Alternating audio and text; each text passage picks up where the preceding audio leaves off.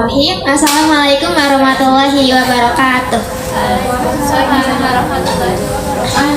Selamat pagi teman-teman. Pagi. Sehat-sehat kabarnya? Alhamdulillah. Kalau yang nggak sehat, sehatin aja lah ya. Pokoknya kita selama 1 jam ke depan kita bakal ngobrol-ngobrol sama para penulis yang Masya Allah keren banget, hebat banget. Dalam satu buku itu ternyata banyak banget latar belakang yang sampai terbentuk, terciptalah buku ini, yaitu buku tahu judulnya apa? Ingat? Oh iya. Ingat. Pokoknya ini judulnya The Habit Unlock. Oh iya, kenalin dulu baru ingat. Nah kan teman-teman di sini selain mau mendengarkan dari para penulis ini, pasti kita juga mau mengenal tentang journaling. Teman-teman di sini pernah ada yang journaling kah? Atau mau mendalami tentang journaling lagi? Nah, nanti kita di sesi terakhir bakal ada sesi journaling ya. Jadi selain kita mendengarkan, tanya jawab sama para penulis, kita juga bakal melakukan sesi journaling. Oke. Sebelumnya kenalin, nama aku Nabilah Nur Kamila. Di sini sebagai MC plus moderator dari Bandung Party. Sebelumnya di sini acara itu dikolaborasiin sama ada beberapa pihak. Selain Semesta Buku dari Gramedia sendiri, ada juga dari Semut Merah Kaizen dan Bandung Buku Party. Boleh deh, kita langsung aja ya biar menghemat waktu dan bisa to the point, tanya langsung sama para penulisnya. Sebelumnya aku mau kenalin nih, kita ada Teh Kartina, Teh Lida, dan Teh Eva. Karena CV-nya banyak banget ya, panjang banget pengalamannya, organisasinya, buku-bukunya. Tapi kalau misalnya dibacain satu-satu itu lama banget kayaknya. Aku mau ngejelasin sedikit aja ya, garis besarnya. Kalau misalnya panjangnya, kalian bisa ngobrol-ngobrol langsung lebih dekat sama para penulis ini. Pertama ada Teh Eva. Teh Eva, coba acung tangan Teh Eva. Oke, ini Teh Eva ya, kita. Aduh, jangan dong. Nanti aku bakal tes satu-satu biar semuanya hafal, gak ada yang kelibat atau ya tertukar ya. Cuma 3 soalnya. Pertama ada Teh Eva. Teh Eva sendiri adalah seorang psikolog praktisi kesehatan mental. Praktisi kesehatan mental serta penulis yang banyak membahas tentang kesehatan mental emosional dengan pendekatan psikologi dan spiritual. Ini ada banyak banget buku-bukunya. Aku mau 3 aja kali ya, 3 aja ya. Biar Oke. Yang pertama ada Trending Topic of Marriage Life. Ya, Marriage Life tahun 2022. Ada Menjadi Orang Tua yang Mencintai dan Dicintai Anak. Terus ada Parenting Booster. Itu baru salah 3 dari sekian banyaknya. Oke, kita lanjut ke Teh Lida. Teh Lida? Oke. Cium tangan Teh Lida. Teh Lida ini seorang penulis, mentor muslimah, pendakwah, pendidik yang aktif mendampingi perempuan untuk bertumbuh melalui refleksi diri, tulisan, dan pembelajaran. Salah 3 bukunya itu ada buku langit tinggi tapi kita terlalu rendah. Bener, terbang terlalu rendah, langsung dikoreksi sama penulisnya. Oke. Buku jeda. Oh iya. Oh, jadi selain buku ini tuh ada buku itu sebelumnya. Oke. Terus ada buku Filosofi Ibu. Ya, kita next ya langsung ke Teh Kartina. Teh Kartina itu seorang penulis menjadikan tulisan sebagai ruang untuk bertumbuh dan ruang juga untuk pulang dari overthinking serta aktif di berbagai kegiatan literasi dan kepenulisan. Salah satunya Teh Kartina juga sebagai alumni dari Semut Merah Kaizen. Betul Teh? Oke. Banyak banget sih bukunya, pokoknya nanti kalian bisa kepoin, langsung cek di IG-nya masing-masing. Oke, di belakang layar lah. Kayak kita langsung ke tanya jawabnya nih Teh. Kita mau nanya-nanya nih tentang bukunya. Di buku New Habit Unlock ini, di sini ada 3 topik utama, yaitu healing, writing, dan journaling. Nah Teh, aku mau tahu nih menurut Teteh sendiri sebagai penulisnya, sebelum buat buku ini pasti ada banyak proses dan perjalanannya kan, gak tiba-tiba oh jadi gak jadi. Gak mungkin kan, pasti ada proses dan perjalanannya. Nah, gimana prosesnya menurut Teteh ini, menurut sudut pandang masing-masing? Boleh dari Teteh siapa dulu? Oke, baik ya. Jika kita flashback lagi nih, perjalanan buku ini sudah sangat panjang ya. Naik turunnya dan lain sebagainya, yang akhirnya jadi woro-woro tuh Teh Tina yang tukang woro-woro gitu ya. Alhamdulillah, namun pada akhirnya bisa bisa berada di tangan kita itu adalah New Habit Unlock yang ada 3 bagian, healing, writing, and journaling. Tentu itu adalah manifestasi dari entah itu bentuk pengalaman, entah itu bentuk pelajaran dan lain sebagainya yang melihat urgensi kesehatan mental di kita itu kayak gimana. Kita mengetahui betul bahwa di kalangan remaja, karena ini segmentasinya awalnya memang di antara usia yang sudah betul-betul aware tentang kesehatan mental hingga padanya dewasa, mau lansia pun kalau paham silahkan gitu ya. Maka ini tiga pengalaman, 3 pemikiran dan lain sebagainya harus jadi nyata itu gak mudah pada akhirnya. Namun pada kenyataannya ternyata kalau dari review dari teman-teman itu ini bisa ngeblend. Nah, dari perjalanan yang panjang yang pada akhirnya bisa ngeblend itu harapannya bisa melihat lebih dalam bagaimana proses healing yang itu dipadukan dengan writing dan journaling itu seperti apa. Jadi kalau berbicara perspektif saya, perjalanannya itu sangat panjang, namun pada akhirnya saya masih ingat ini pernyataan dari penulis bestseller Kuanta juga.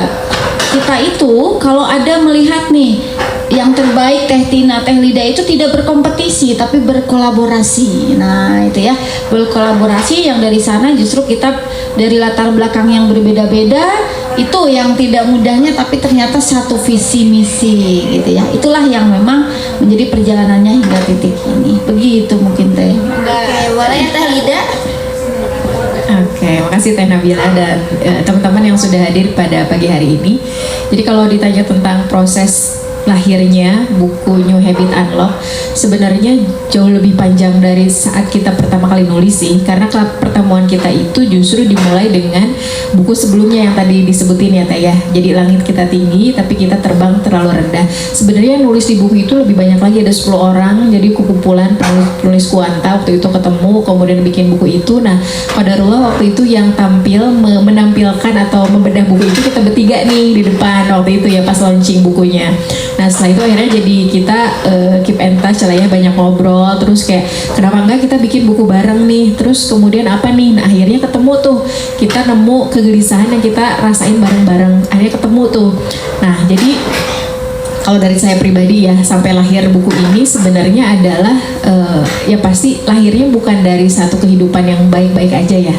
Pasti New Habit Unlock ini yang saya rasakan, saya menulis menjadi bagian dari buku ini adalah lahir dari sebuah perjalanan hidup yang naik turun, perjalanan hidup yang kadang overthinking, perjalanan hidup yang kadang ada capeknya gitu kan, ada luka-luka batinnya. Tapi seiring dengan proses menulis ini justru saya menemukan satu kesadaran bahwa oh ternyata dengan cara kita journaling, dengan cara kita menulis writing itu menjadi proses kita untuk memproses setiap emosi-emosi yang ada di dalam diri kita gitu. Nah akhirnya lahirlah yang namanya adalah New Habit Unlock.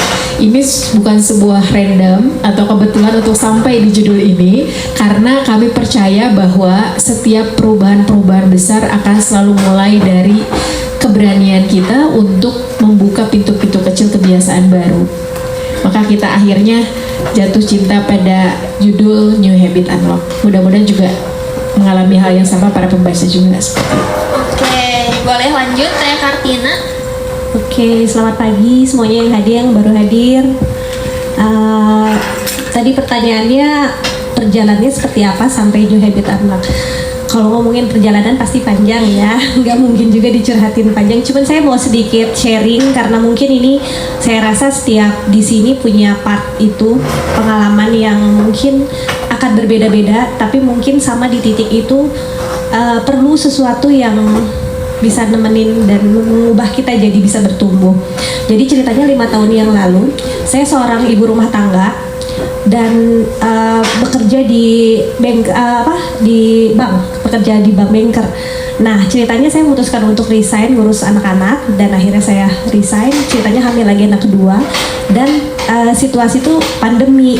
Nah, di situ tuh mulai banyak banget situasi berubah, banyak orang yang khawatir, anxiety karena situasi tuh jadi zaman tuh kayak berubah kan ya. Nah, di situ mulai mempengaruhi diri, segalanya jadi ngerasa kayak mungkin ini titik terendah dalam kesehatan mental saya, karena dari khawatir itu mempengaruhi tubuh dan mungkin nggak bisa ngelolanya juga, nggak tahu karena mungkin butuh juga support system dari lingkungan juga, dan mereka juga semua sama-sama berjuang dengan ujiannya masing-masing, mereka juga saling beradaptasi dengan situasi yang berbeda. Nah, saat itu saya berpikir untuk kayaknya harus ada yang berubah dalam hidup, kayak kok terus-terusan saya gini gitu, apalagi yang paling parah itu mempengaruhi tubuh. Jadi ceritanya dulu saya overthinking sampai insomnia, jadi tidur tuh susah banget, untuk bisa tidur tuh itu tuh kayak rezeki banget. Dan yang paling parah tuh GERD, jadi kalau sampai kumat itu dibawa ke IGD, disuntik asam lambung baru bisa sedikit-sedikit sembuh.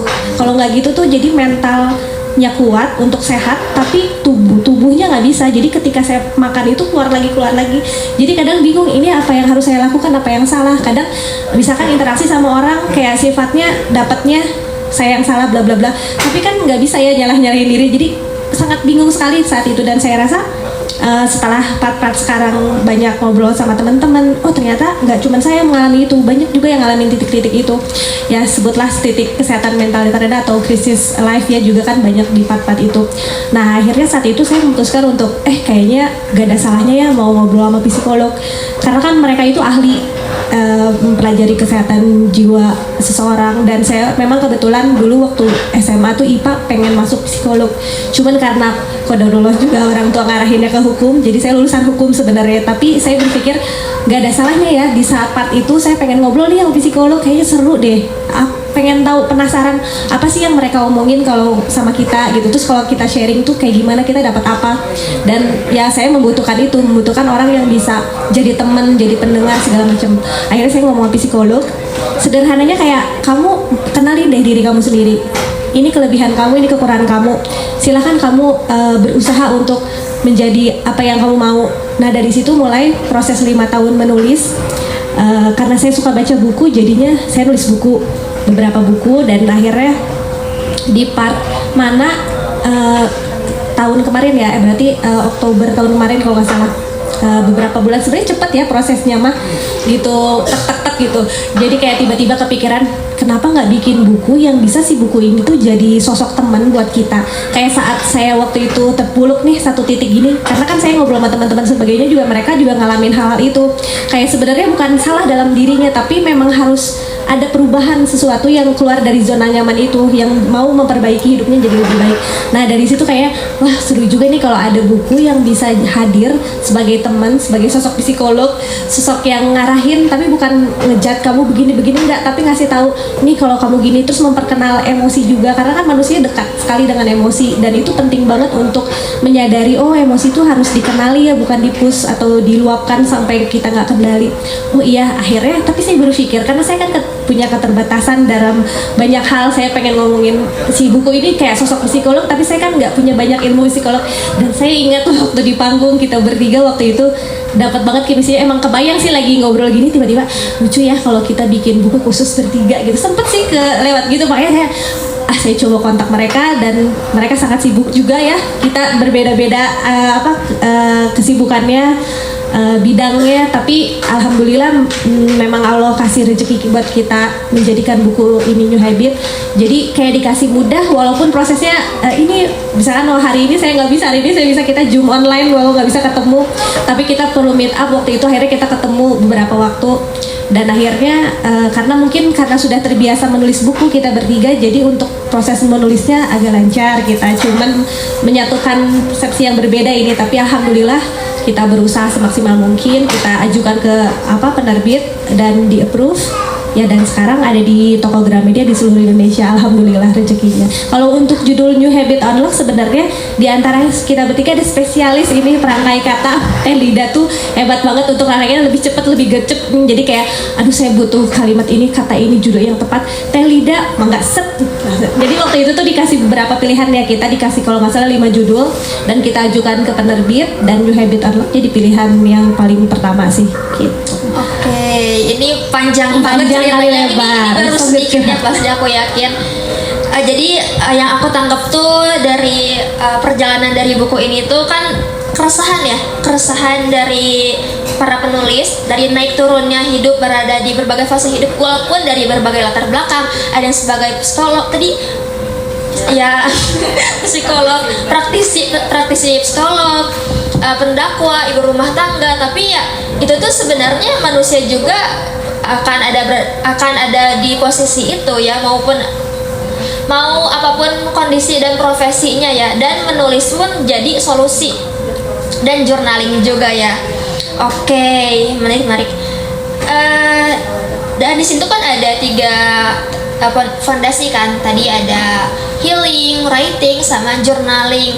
Nah, kenapa jadi 3 kata ini jadi fondasi? Apakah ini bisa mewakili buku ini atau mewakili keresahan? Gimana nih? Kenapa memilih 3 kata ini? Ada yang mau menjawab siapa? Ini gantian atau boleh? Yang punya ide 3 kata ini siapa deh awalnya? Lidah.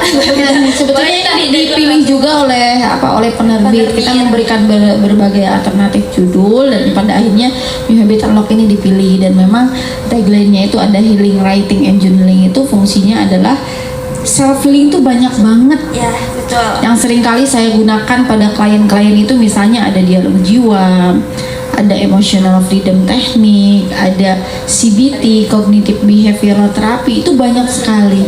Tapi yang yang mudah gitu, yang sederhana asal dilakukan secara konsisten dan persisten itu ditambah dengan writing and journaling. Kalau writing kita bebas saja menumpahkan gitu apa yang berserakan di kepala, yang tawuran gitu ya. Yang kalau bahasa dari yang pernah dialami oleh Teh Tina dan oleh kebanyakan kita itu adalah OVT, overthinking gitu ya, yang itu lahir dari kecemasan. Yang itu pun muncul diawali biasanya dari pengalaman-pengalaman traumatis tertentu.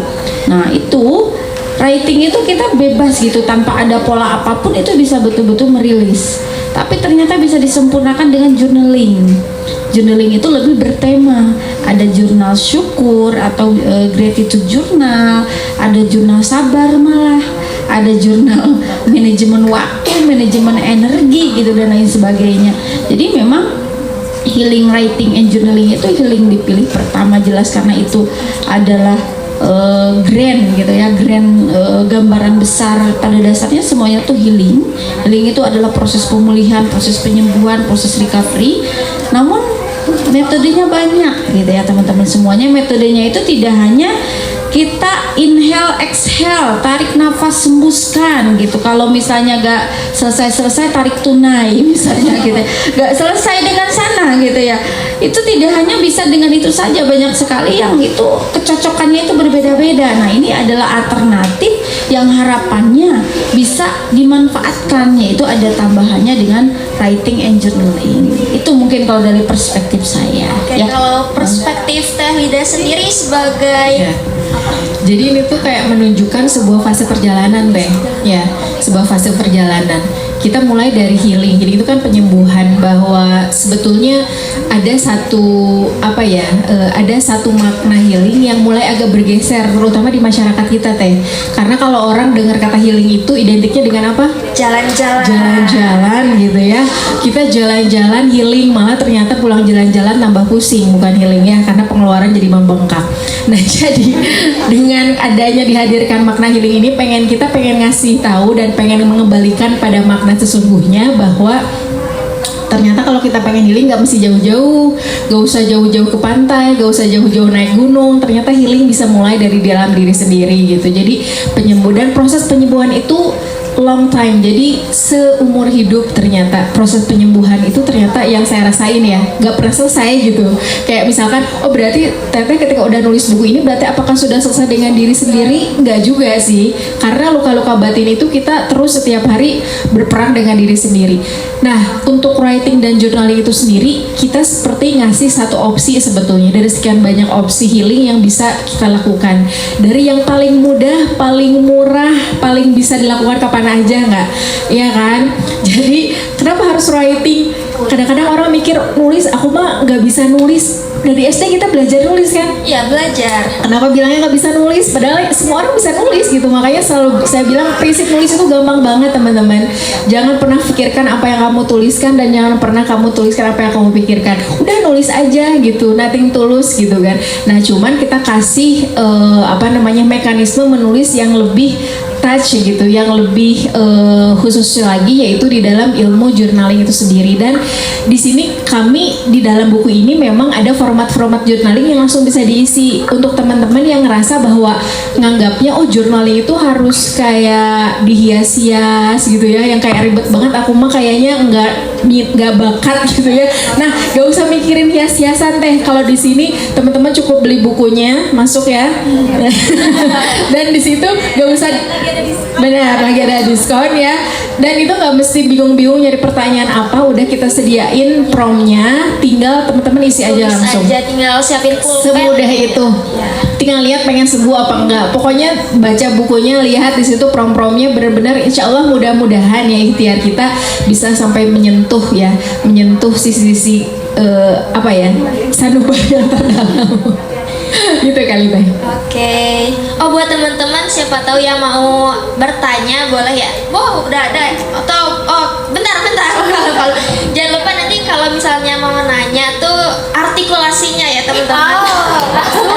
Biar tidak kena minus 10 ya. Minus 5 lah ya. Minus 5. Jadi jangan lupa ya artikulasinya. Baik teman-teman di sini juga bisa dilihat ya. Udah disediain pertanyaan-pertanyaannya, prom-prom, jadi gak usah bingung mau nulis apa ya. Ini udah disediain gitu. Terus ada kayak di sini tuh yang menariknya bukan cuman pendekatan journaling untuk diri sendiri, tapi ada sesi spiritualnya ya. Itu menarik banget jujur sih. Ada di daftar isinya ada bab menulis untuk Tuhan. Itu agak deep sih jujur. Iya. Sebelum nanti baru ini langsung dijawab pertanyaan mau dijawab dulu. Kenapa di buku ini tuh dimasukin sesi tadi spiritualnya? Oke. Apakah sepenting itu untuk melibatkan ya Tuhan dalam menulis? Ya, aku dulu ya, nanti baru tambahan ya.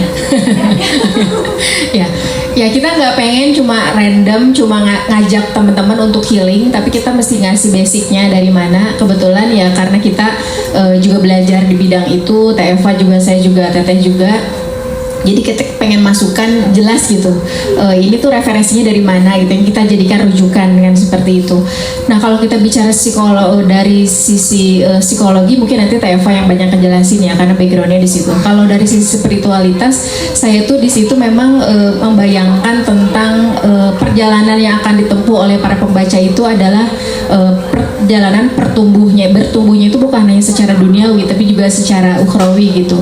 Jadi spiritual growth gitu. Jadi bagaimana setiap pembaca mengalami pertumbuhan spiritual. Apa itu spiritualitas Islam? Yang kami ingin hadirkan adalah tentang menemukan makna, tentang menemukan arah, tentang menemukan jati diri dan mengenal dirinya sendiri. Kenapa? Karena sebagaimana yang disampaikan oleh Rasulullah itu, man arafa nafsahu faqad arafa rubahu. Barang siapa yang mengenal dirinya, maka dia mengenal Tuhannya. Jadi sebetulnya sangat relate keterhubungan antara mengenal diri kita dengan mengenal Allah gitu. Jadi kayaknya nggak mungkin kita bisa mengenal Allah kalau kita nggak kenal diri sendiri. Kenapa? Karena Allah nitipin roh ke dalam diri kita, ke dalam nafsu kita, ke dalam jiwa kita, itu adalah agar kita bisa mengenal Allah lewat diri kita sendiri. Jadi jangan kayak terlalu ribet, terlalu berat untuk gimana cara mengenal Allah, mengenal hakikat Allah. Udah mulai dari kita cukup dengan mengenal diri kita sendiri, maka kita akan nemu makna tentang Tuhan di dalam diri kita, seperti itu. Jadi itu sih yang pengen coba disampaikan kepada para pembaca, seperti itu. Oh baik, kita langsung itu dalam banget sih dan menjawab semua pertanyaan itu. Kita lanjut ke pertanyaan aja ya. Siapa ya? Teteh yang di belakang boleh punya.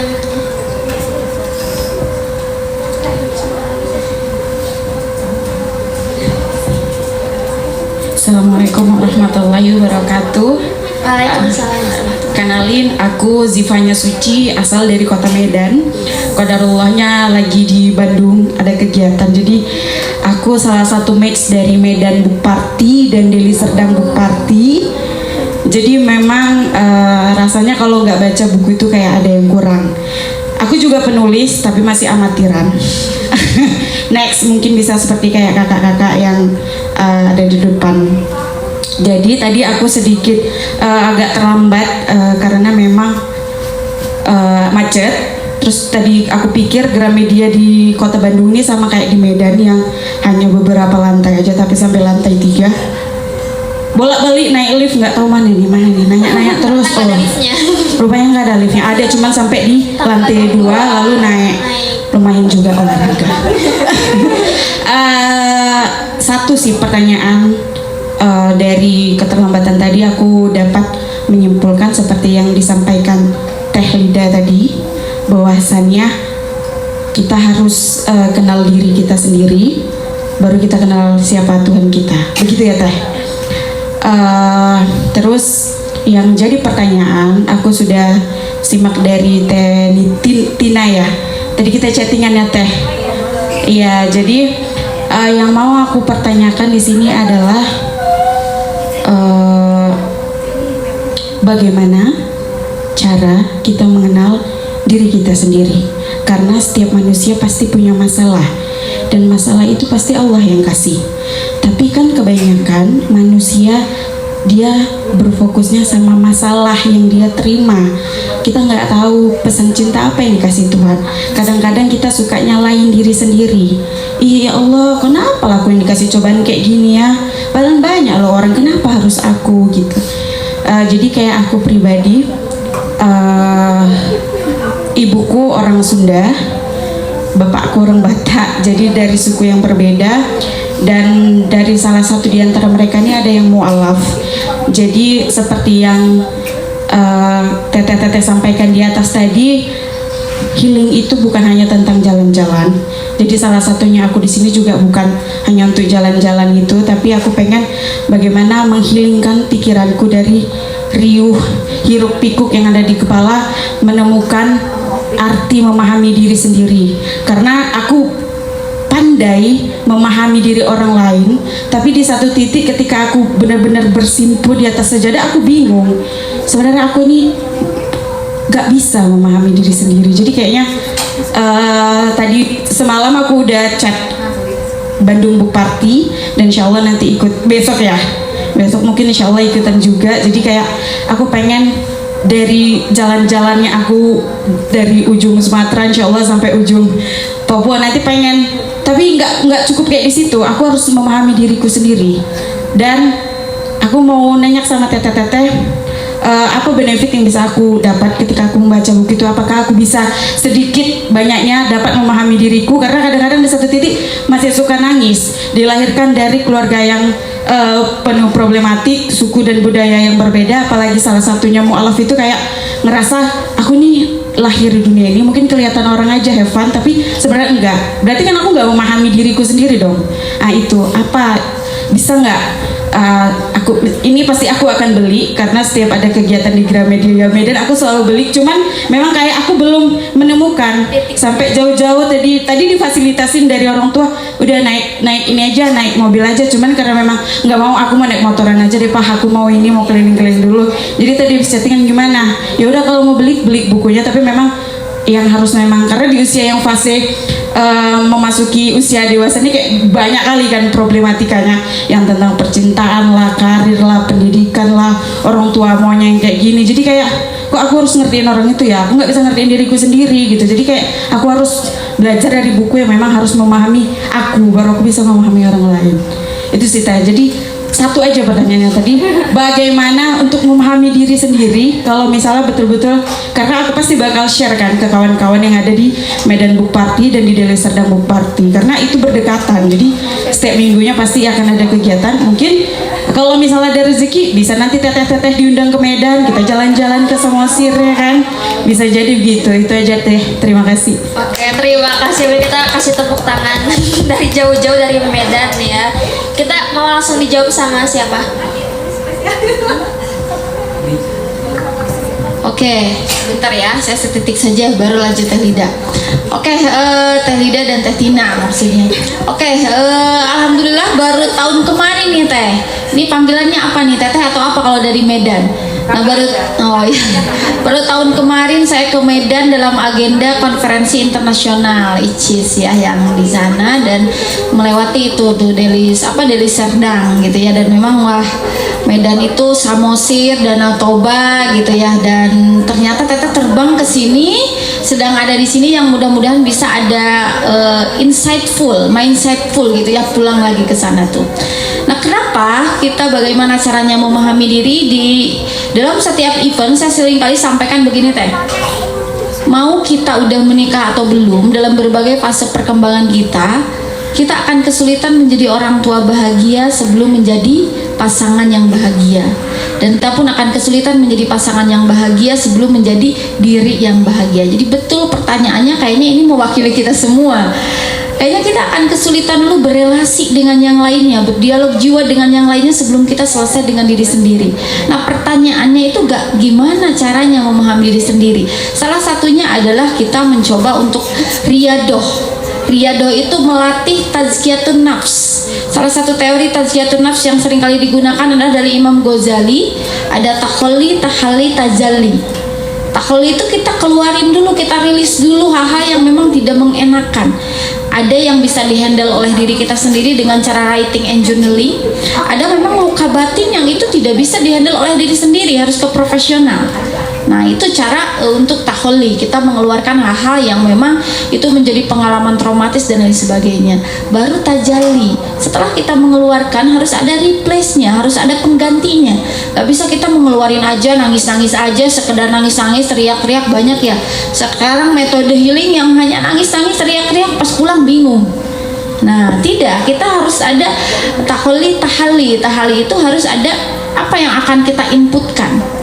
Apa yang kita inputkan berbentuk minimal afirmasi positif puluhan yang itu harus melebihi dari takholi tadi.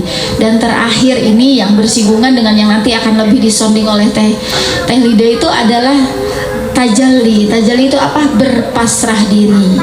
Setelah kita sudah berusaha tazkiyatun nafs di level 1 dan 2, kita berpasrah pada Allah. Allah lah yang pada akhirnya melembutkan hati kita semua, membersamai kita semua, mendekap kita, seperti dalam Quran surah Maryam ayat 21 sampai 27. Ketika waktu itu Maryam binti Imran atau Sayyidah Maryam berada di level terendah dalam hidupnya, Allah berkata apa? La tahzan, janganlah engkau bersedih gitu ya. Itu mungkin titik urutannya bahwa kita betul kata Teteh di tengah dewasa awal sekarang ya, dewasa awal banyak problematik gitu, keluarga problematik dan diri juga kebingungan dan lain sebagainya, entah itu masalah romansa, masalah karir, masalah ini itu dan lain sebagainya. Ujung-ujungnya kita harus selesai dulu dengan diri kita sendiri ya. Begitu mungkin Teteh, wallahu alam. Silahkan Mang Teteh. Oke. Sebelum ke Teh Tina nanti ya, merangkum semua jawaban. Teh, aku ketika nulis buku ini, aku sambil membayangkan kira-kira siapa ya pembaca yang akan membaca buku ini. Ini akan menjawab pertanyaan kakak tadi, kakak Z tadi, apakah aku worth it tidak mengeluarkan investasi untuk membaca atau membeli buku ini kan, gitu. Dan ketika aku nulis buku ini dulu Teh, aku membayangkan siapa sih pembaca-pembaca yang perlu buku ini dan siapa saja yang memang harus membaca buku ini gitu. Aku membayangkan manusia-manusia yang mungkin sedang berproses, yang sedang bertumbuh, yang jatuh bangun, yang sedang berusaha untuk memahami dirinya, yang orang-orang yang lagi capek-capeknya ngejalanin hidup gitu. Aku ngebayanginnya orang-orang itu yang tiba-tiba lagi nggak tahu mau ngapain, terus tiba-tiba jalan-jalan ke Gramedia, kemudian Allah pertemukan dengan buku kita, dan disitulah pertemuan dia dengan cara dia untuk bertumbuh dan cara dia untuk sembuh sama Allah gitu. Dan aku selalu yakin bahwa buku yang kita tulis ini Allah udah takdirkan siapa saja pembacanya dan siapa saja yang akan sembuh melalui wasilah buku yang kita tulis ini. Satu itu. Yang kedua, Teh, kita tidak, bukan Teh atau kakak ya? Kita biasanya Teteh pun ternyata kakak ya. Kita nggak pernah memilih untuk dilahirkan dari orang tua seperti apa. Satu itu. Yang keduanya adalah bahwa ada dua ruang kendali. Satu, ruang kendali kita sebagai manusia. Yang kedua, ruang kendali Allah sebagai pencipta kita. Segala takdir-takdir yang diberikan kepada kita itu pure 100% adalah ruang kendalinya Allah. Segala ketentuan, segala takdir, segala ujian, kan kata Allah, walanabluwannakum bisyai'im minal khauf wal ju' wa naqsim minal amwal wal anfus wa thamarat. Bahwa memang setiap hidup takdir manusia akan Allah berikan walanabluwannakum. Di situ tuh ada penekanan, sebetulnya Allah ngasih sedikit aja ujian tuh buat manusia tuh sedikit banget gitu. Kita aja yang ngerasa berat banget, padahal Allah ngasih tuh sedikit banget gitu. Apa ujiannya? Kekurangan harta, kekurangan kecemasan, kehilangan dan seterusnya. Dan itu adalah suatu fitrah manusia itu sendiri. Jadi apapun yang kita rasakan dalam hidup, kita sedih, kita kecewa, kita bahagia, kita takut, ternyata itu valid banget sebagai bagian dari perjalanan kita sebagai manusia. Jadi nggak apa-apa kok, nggak apa-apa, kita nggak harus selalu baik-baik aja kok.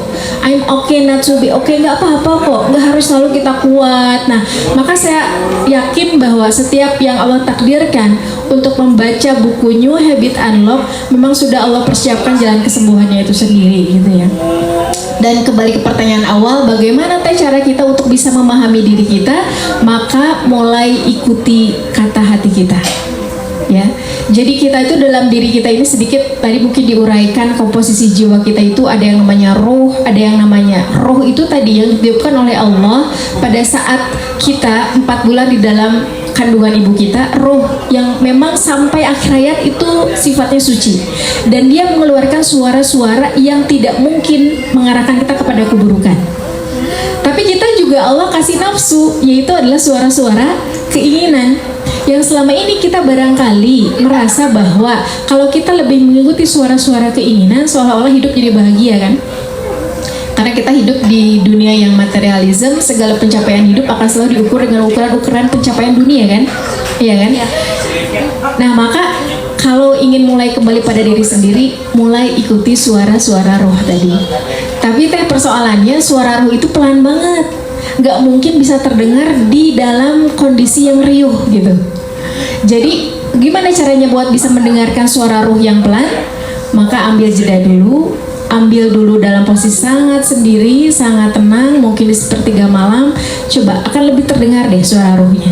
Kenapa ya Allah tuh nyiptain saya dari keluarga yang seperti ini, orang tua saya begini, dari yang tadi mu'alaf dan seterusnya, tidak mungkin kebetulan. Allah nggak random ngasih takdir buat kita, udah pasti cari strong why-nya. Kenapa Kak Azi dilahirkan dari orang tua seperti itu? Allah punya rencana yang terbaik untuk Kak Azi dan hanya Kak Azi yang bisa melewati dan menjalani kehidupan seperti itu. Kalau dikasih ke saya kayaknya nggak mungkin bisa sekuat Kak Azi gitu ya.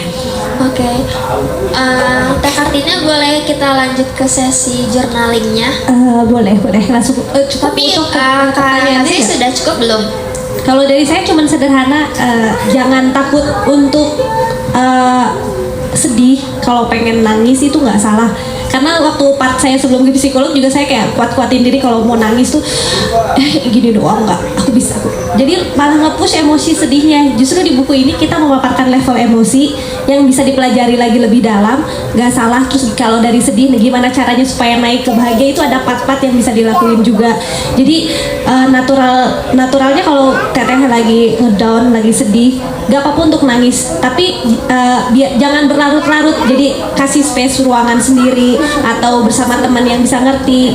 Mengungkapkan itu penting banget ya, daripada kita menahannya untuk kuat. Itu enggak sih, karena kita semua kecil ya gitu maksudnya. Tapi Allah juga ngasih kekuatan-kekuatan itu. Jadi biarkan dulu emosinya natural keluar, nangis. Udah gitu kita ingat lagi nih apa yang Allah kasih buat kita untuk bisa bergerak, insya Allah gitu. Dari saya gitu udah cukup. Gimana pertanyaannya? Baik, Kak. Jawabannya? Sudah terjawab. Oke, karena kan tadi sesuai rencana tuh bukan hanya book talk doang kan. Di sini ada sesi journalingnya. Sekarang kita mau masuk ke sesi journalingnya. Oke. Langsung aja. Oke, nanti bakal dipandu sama Teh Kartina. Oke, kita akan journaling dulu setitik ya supaya ada refleksinya. Kita bagiin dulu.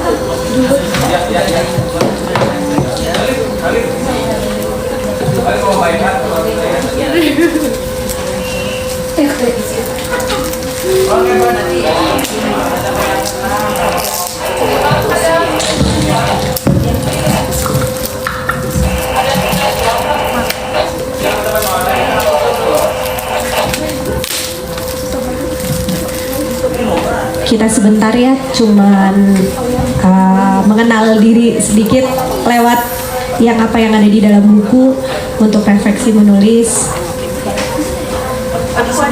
Ayo yang di belakang bisa merapat ke depan biar ikutan journaling. Teh selfie, ayo sini teh selfie. Kita ikut journaling ayo teh.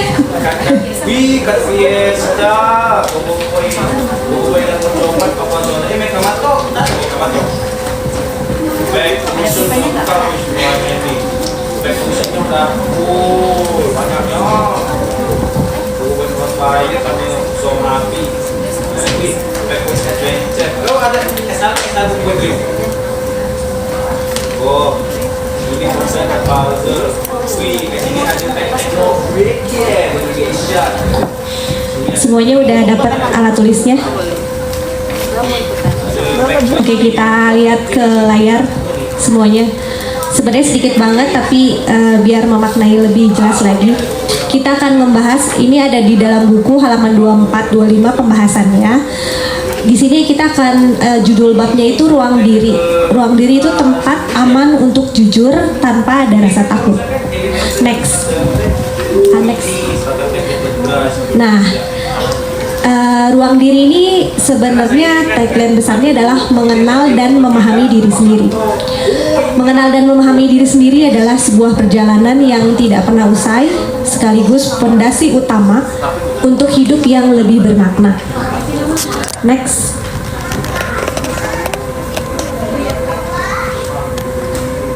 Nah, untuk memulai perjalanan itu, kita perlu menciptakan sebuah ruang diri, tempat yang aman, hangat, dan penuh perhatian, di mana kita bisa jujur tanpa takut dihakimi, sekaligus memberi jeda pada kesadaran kita agar dapat mendengarkan suara hati yang paling dalam.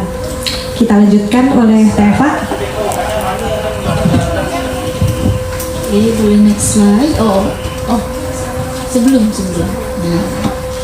Oke, baik ya. Selanjutnya terkait dengan untuk memulai perjalanan di dalam diri kita itu pada akhirnya pertama-tama kita perlu menciptakan sebuah ruang di dalam diri yang tanpa menghakimi. Nah, ruang aman yang hangat dan penuh perhatian di mana kita bisa jujur tanpa takut dihakimi, sekaligus memberi jeda pada kesadaran kita agar dapat mendengarkan suara hati yang paling dalam. Oke, boleh next slide, teman-teman. Jujur kepada diri sendiri ialah berani memberi ruang bagi segala kerumitan hidup untuk yang muncul tanpa terburu-buru menutupinya dengan alasan untuk penghakiman. Tuh, oke, next. Ya, sebelum kita masuk ke sesi journalingnya ya, boleh next. Ya, jadi ruang diri itu kita dapat mendengar bisikan-bisikan hati ya kakak-kakak semua, memandang mereka sebagai bagian dari kesatuan yang saling melengkapi semua perasaan, baik yang menyakitkan ya maupun yang membahagiakan, diterima sebagai bagian dari pengalaman manusia yang utuh. Lanjut. Nah, jadi di sesi journaling ini nanti kita akan sedikit mencoba untuk melakukan sesi journaling dengan menjawab pertanyaan-pertanyaan reflektif yang ada di dalam buku New Habit Unlock, dan mari kita bertemu dengan pintu masuk untuk mengenali kedalaman diri. Intinya adalah apa? Jangan takut menghadapi jawaban yang mungkin tidak mudah, tapi di sanalah letak kekuatan kita. Next. Ya, oke. Boleh kakak-kakak semua kita mulai dari pertanyaan pertama ya. Pertanyaan pertamanya sangat ringan tapi mungkin jawabannya tidak seringan itu. Apa harapanku? Tentang apa? Tentang apapun ya? Apapun. Everything.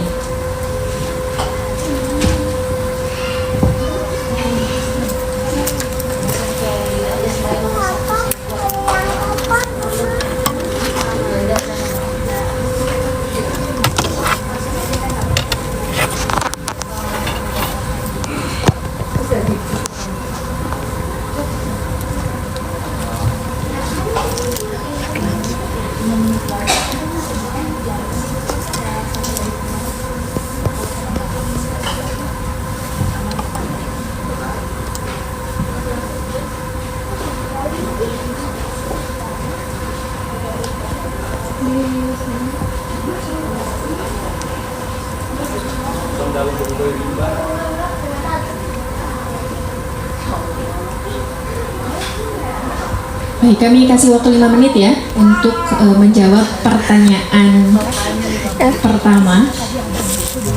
Karena pasti tidak mudah dari sekian banyak harapan yang mungkin kira-kira layak untuk dimasukkan menjadi harapan yang paling besar di dalam hidup.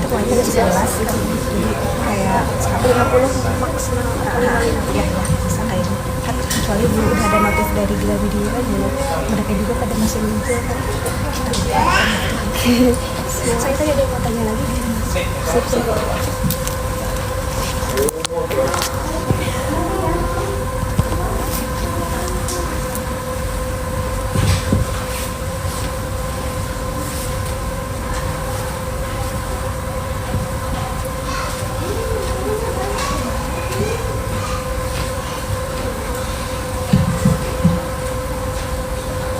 Baik, ada yang sudah kakak-kakak? Mungkin karena waktunya terbatas ya, tidak mungkin semua harapan bisa dituliskan, tapi paling tidak barangkali ini jadi gambaran harapan terbesar dalam hidup kita sih selama ini apa gitu.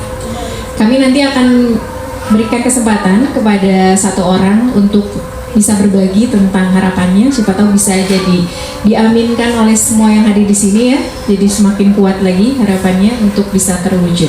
Ada yang mau menyampaikan, berbagi tentang harapannya apa? Silakan.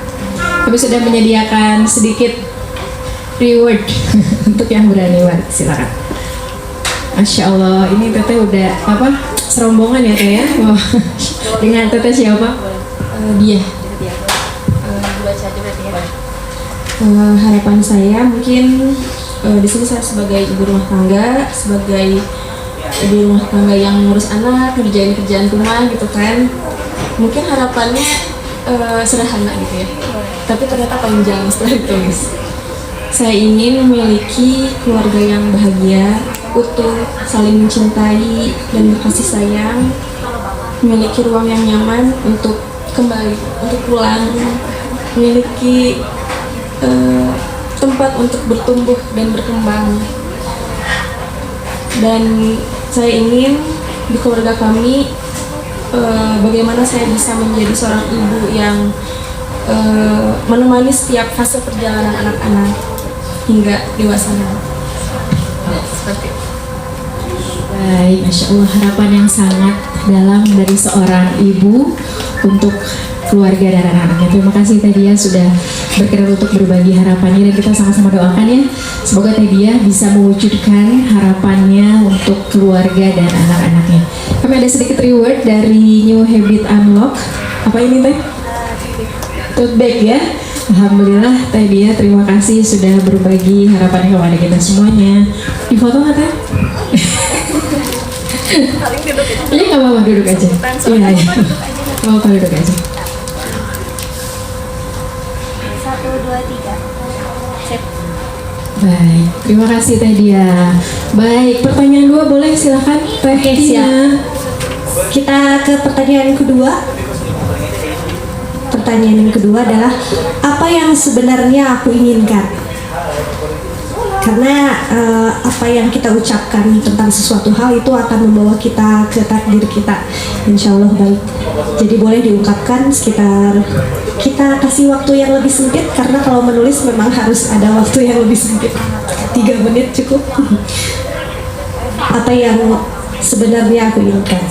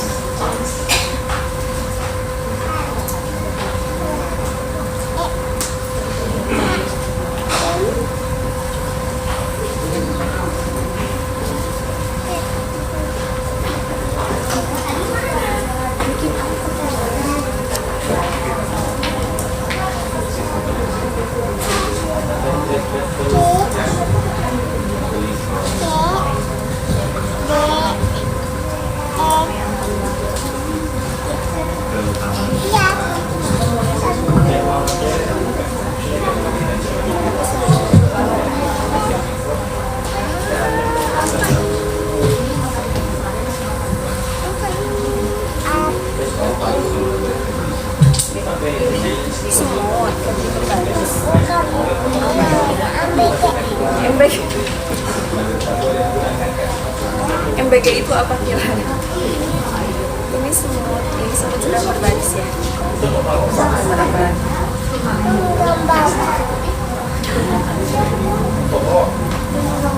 Yang bagus-bagus aja, gambar kelinci, Gimana? Sudah selesai? Keinginannya jangan selembar ya teteh-teteh. Nanti bisa journaling mandiri di rumah karena waktu juga terbatas. Untuk pertanyaan yang kedua ini, apa yang sebenarnya aku inginkan? Boleh ada yang sharing? Boleh teh. Tar, aku mau sambil record ya, biar ada kenang-kenangan. Terus Tar.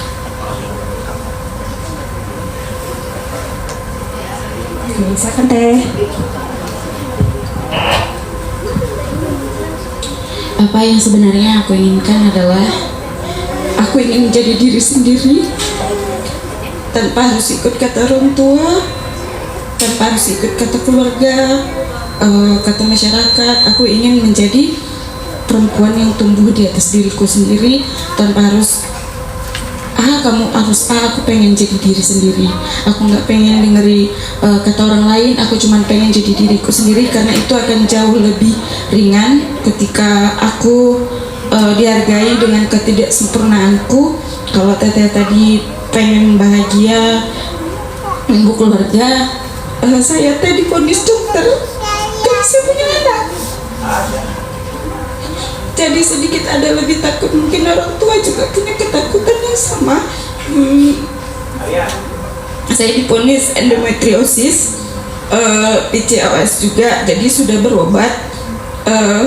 Saya sudah gagal mau berumah tangga berulang kali. Itu tadi karena mungkin sebenarnya saya bisa, saya kuat. Cuman itu tadi karena saya kuatnya saya itu kadang-kadang suka lemah karena saya suka nggak jadi diri sendiri, berusaha untuk kuat orang lain, kuat untuk orang lain tapi nggak untuk diri sendiri. Jadi saya cuma ingin jadi diri sendiri tanpa harus dengerin siapapun kecuali kata hati, dan itu yang perlu saya pelajari ke depannya, bagaimana mendengarkan kata hati di dalam diri sendiri di tengah di tengah malam, seperti yang Teh Lida tadi bilang. Kayaknya saya dapat bisa memahami diri sendiri itu tadi kalau memang saya benar-benar mengikuti kata hati saya tanpa harus dengar kata orang lain. Itu. Terima kasih atas sharingnya. Gak apa-apa nangis ya teh, sabar. Insya Allah dibantu doa sama kita semua. Sehat selalu ya teh ya. Ini ada kenang-kenangan dari kita, bisa dibawa nanti buat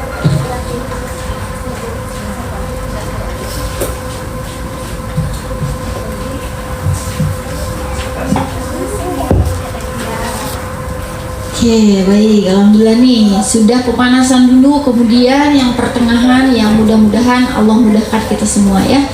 Oke, sekarang ke pertanyaan yang ketiga, terakhir, yang ini lekat dengan diri kita. Kesulitan apa yang paling berat dan bagaimana teman-teman bisa melampauinya?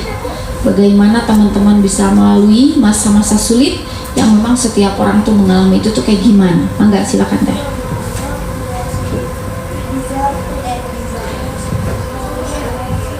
Waktunya sekitar kurang lebih 2 menit ya, silahkan.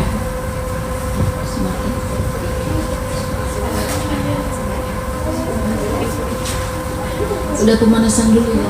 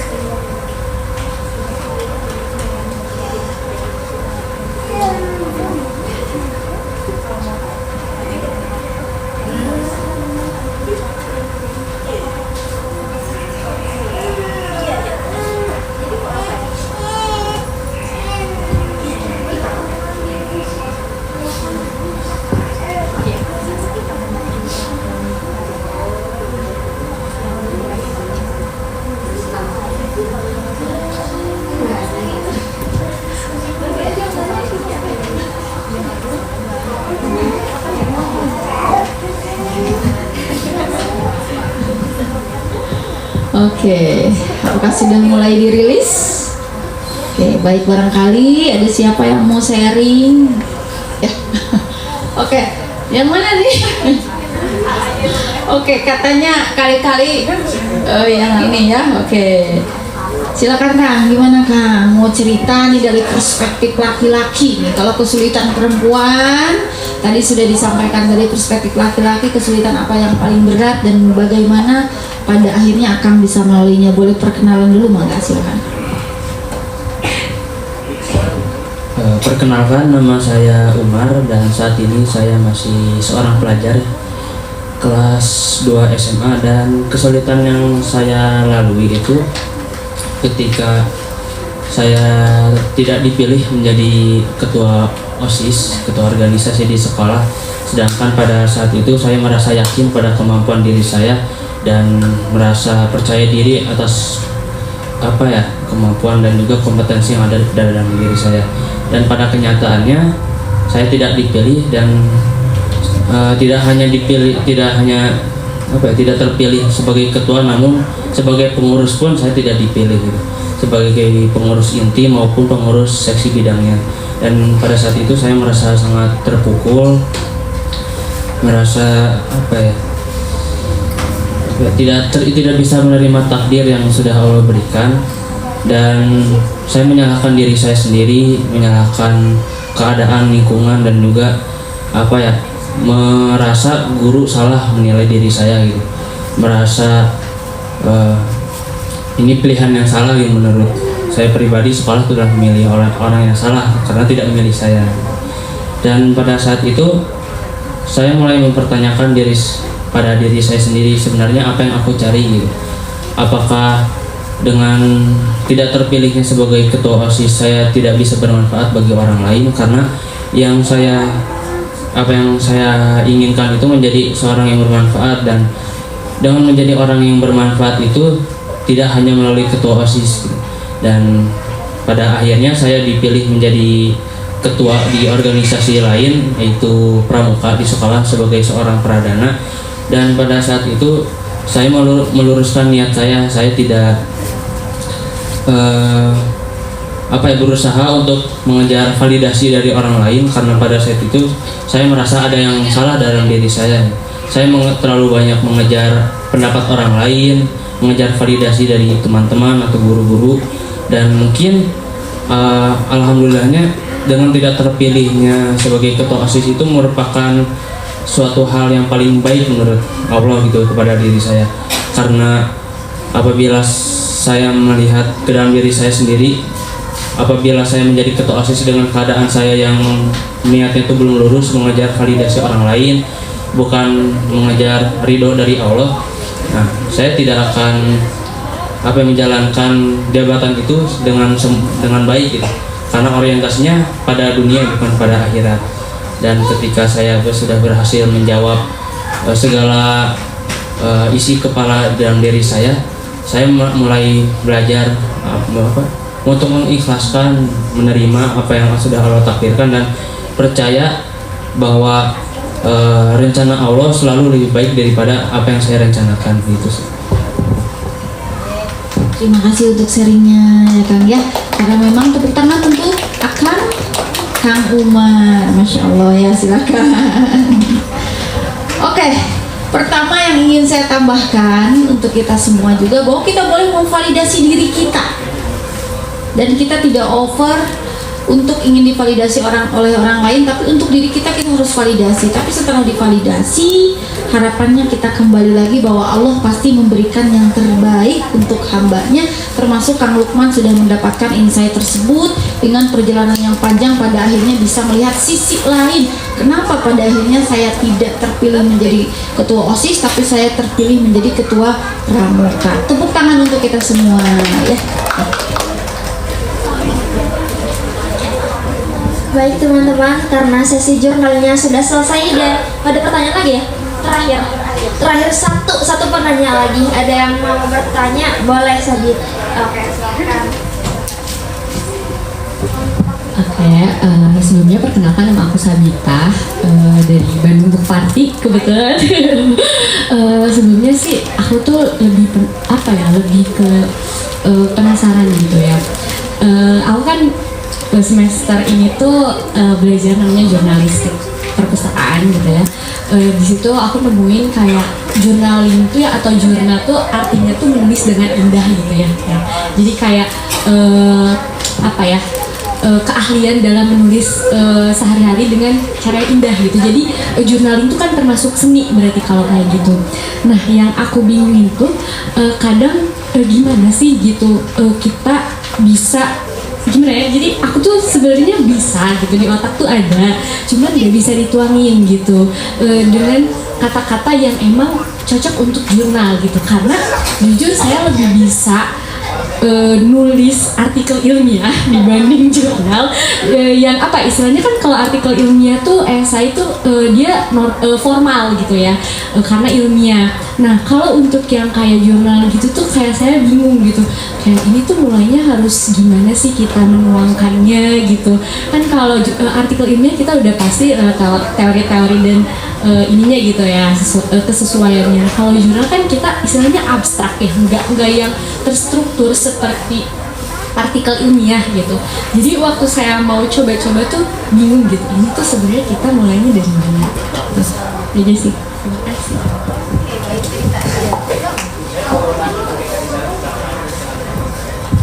Oke, saya cerita saja sedikit ya Teh ya.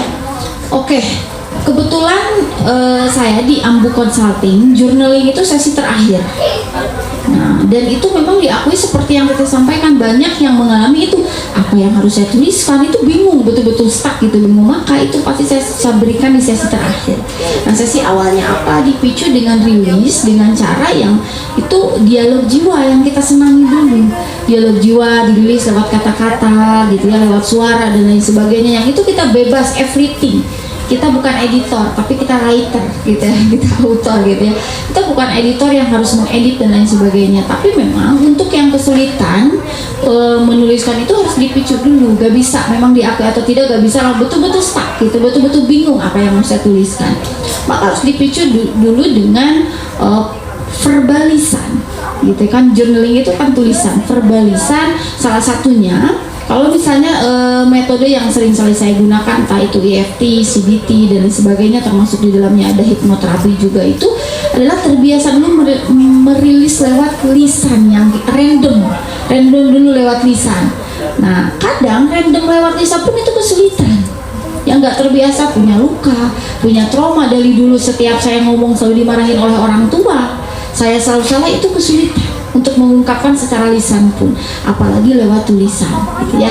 Nah, maka dipicunya kalau sependek sepengalaman dan sepengetahuan saya oleh lisan terlebih dahulu, karena alam bawah sadar itu menyukai kata-kata yang lebay tapi itu harus disampaikan. Misalnya lebay gak? Ngomong aku istimewa, aku luar biasa, aku lebay gak? Nah, tapi itu sangat disukai oleh alam bawah sadar dan itu melekat.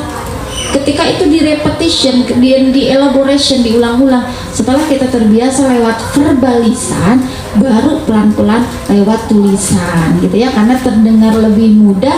Tapi saya selalu memberikan journaling, writing itu di sesi terakhir, karena saya mengetahui betul tidak semua orang mudah untuk menulis. Salah satunya mungkin yang dialami oleh Teteh, karena memang harus dengan bahasa-bahasa yang lahir dari apa yang kita pikirkan, apa yang kita rasakan. Beda dengan jurnal ilmiah. Jurnal ilmiah mah kapaksa, pokoknya harus nulis gitu ya. Begitu mungkin ya Teh ya. Sedikit nambahin mungkin. Aku sepakat dengan tadi bahwa jurnal itu memang seni ya, sebuah seni. Tapi yang perlu kita pahami ulang tentang bagaimana cara menulis yang indah. Yang indah itu bukan tentang estetikanya doang ya. Kadang-kadang kita mau mulai jurnal itu karena trennya jurnal itu estetik ya Teh ya. Dan aku mah apa tuh, misalkan jiwa sedihnya kurang berbakat ya jadinya. Jadi ketika mulai menjurnaling terus ngerasa gak estetik, jadi gak jadi jurnal kan, karena ketidakestetikan itu gitu. Nah, makanya kenapa kita bikin New Habit Unlock ada format jurnalingnya, gak usah estetik-estetik Teh. Mulai dari nulis dengan jujur.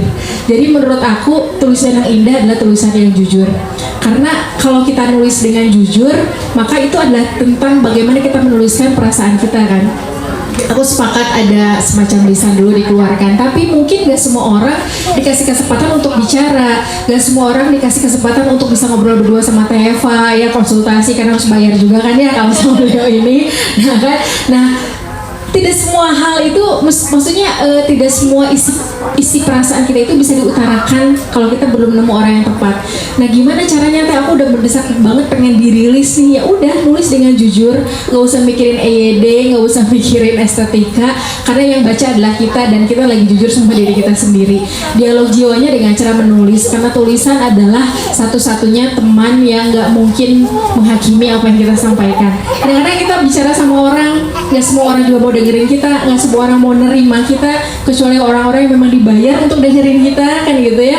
Maka dengan cara menulis itu, mulai dengan journaling, menulis yang indah adalah menulis dengan jujur, gitu ya.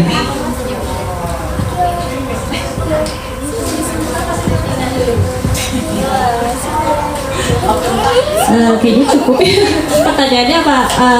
Jawabannya kalau dari sisi saya sih sebenarnya sederhananya untuk menulis, kayak kalau lagi nulis jangan jadi editor, karena itu nggak akan maju-maju. Pertama ini saya waktu awal-awal nulis tuh nggak maju-maju karena ketika nulis, aduh ini huruf A-nya salah, jadi baru satu paragraf lihat ke atas udah ngebenerin duluan dan waktu habis dari itu. Jadi kalau nulis fokus aja, inti poin, fokus sama apa yang mau kita sampaikan. Misalnya kita mau nyampaikan rasa sedih, fokus sama rasa sedih itu tulis aja, jangan mikir orang bakal mikirin begini, jangan gitu, karena itu memang sulit sih, butuh latihan fokusnya kita kemana, tapi itu akan membangun skill kita. Kalau lama-lama menulis kayak gitu nanti jadi terbiasa. Mungkin Teteh agak kesulitan karena belum biasa mencoba bagaimana cara jujur itu tadi, dicoba insya Allah bisa. Oke, aku cuma pengen ngucapin makasih banyak untuk yang sudah hadir hari ini. Tidak ada yang kebetulan Allah pertemukan kita hari ini, dan mudah-mudahan pulang dari sini dengan apapun yang sudah teman-teman keluarkan, entah itu ongkos ataupun mungkin uang untuk bisa membeli ya buku kita, itu adalah ongkos yang sangat mahal untuk mengetuk pintu kesadaran kita bahwa untuk mulai sebuah perubahan besar adalah dimulai dari keberanian kita untuk membuka pintu-pintu kecil lewat kebiasaan-kebiasaan baik. Itu ya. Kasih. Oke, terakhir dari saya orang luar yang baru bertemu 1 jam sekian. Saya berterima kasih kepada teman-teman, apalagi teman-teman harus sering berterima kasih pada diri sendiri karena sudah melewati hingga titik ini. Terakhir kita sampaikan pada diri bahwa saya tulus menerima dan menghargai diri saya seutuhnya, dan saya lepaskan semuanya demi kebaikan dan kemajuan hidup saya yang sungguh berharga. Sekali lagi terima kasih dan mohon maaf jika dalam pertemuan ini ada kata atau perilaku yang kurang berkenan di hati.